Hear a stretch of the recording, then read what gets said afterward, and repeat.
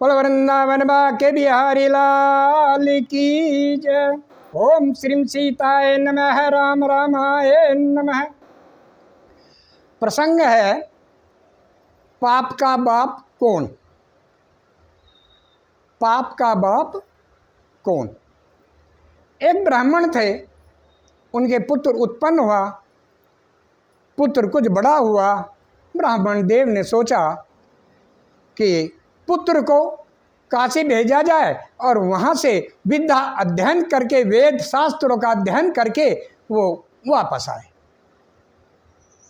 पुत्र गया काशी में, प्रकांड विद्वानों से विद्या अध्ययन किया, शास्त्रों का अध्ययन किया, कर्मकांड का अध्ययन किया, वापस आया और वापस आकर के पिता के चरणों में दंडवत प्रणाम किया। पिता ने उससे दो प्रश्न किए, एक सांसारिक एक आध्यात्मिक। सांसारिक में पिता ने कहा, हे पुत्र,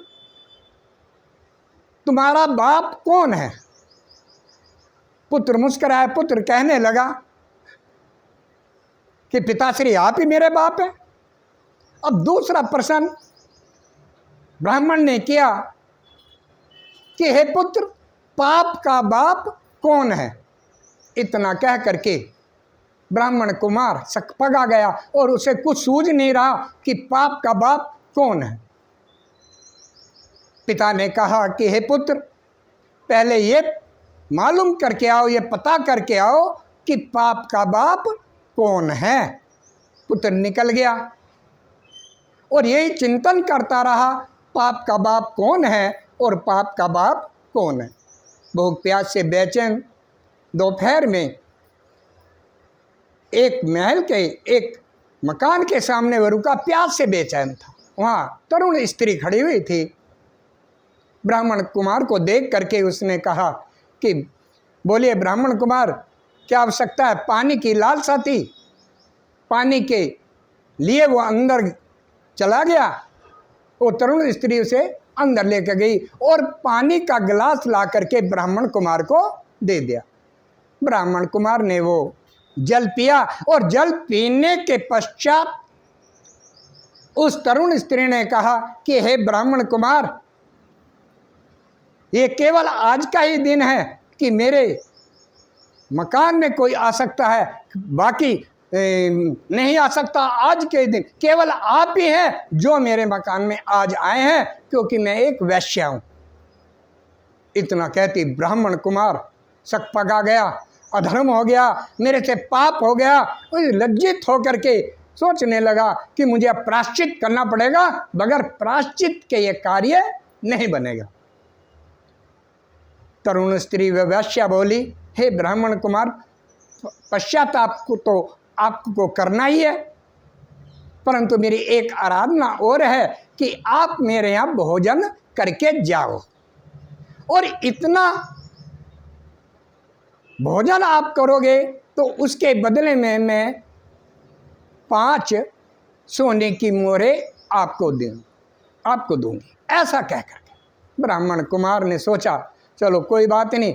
तो ब्राह्मण कुमार ने कहा, हाँ ठीक है, परंतु शर्त यही है कि भोजन मैं ही पकाऊंगा। तो वैश्या प्रसन्न हो गई, दाल आटा चावल इत्यादि दे दिया। ब्राह्मण कुमार पकाने लगा। तभी इस वैश्या ने कहा कि हे ब्राह्मण कुमार ठहरो, प्रायश्चित तो आपका पानी का करना ही है और भोजन का भी करना है, तो मैं आपको 3 मोहरें सोने की और दूंगी, परंतु खाना मैं बनाऊंगी। ब्राह्मण कुमार ने सोचा, चलो कोई बात नहीं। 3 मोहरें और उसके पास हो गई 8 मोहरें सोने के। वैसा ने भोजन बनाया, भोजन की थाली परोसी। भोजन की थाली परोस करके ब्राह्मण कुमार के सामने लगा दी और वैसा सामने बैठ गई। आज वो अपने भाग्य को धन्य मान रही है, इसलिए कि मेरे हाथ से आज एक ब्राह्मण कुमार को भोजन जा रहा है। इतना कहकर ब्राह्मण कुमार ने खाना शुरू किया।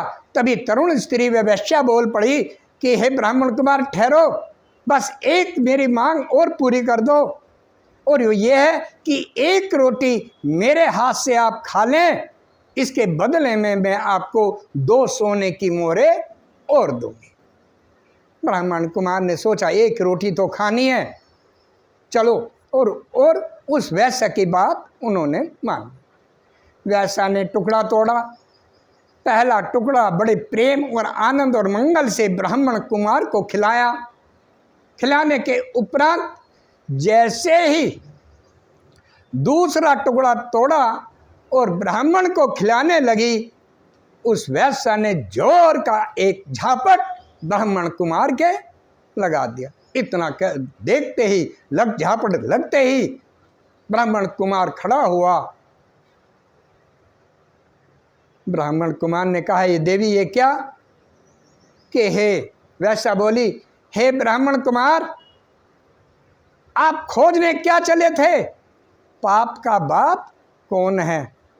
ये झापट मैंने नहीं मारा है, ये सोने की मोहरों ने मारा है, इसलिए आप समझ जाइए पाप का बाप कौन है। अर्थात पाप का बाप लोभ है। लोभ के कारण आपने मेरा भोजन प्राप्त किया, मुझे भोजन बनाने दिया, मेरे हाथ से भोजन आपने खाया। जब लोभ आ जाता है जीव के यहाँ तो पाप बढ़ जाता है, तो पाप का बाप लोभ है। लोभ है, लोभ को त्यागें तो पाप बहुत कुछ दूर हो जाएगा। बोलो वृंदावन भाग्य बिहारी लाल की जय।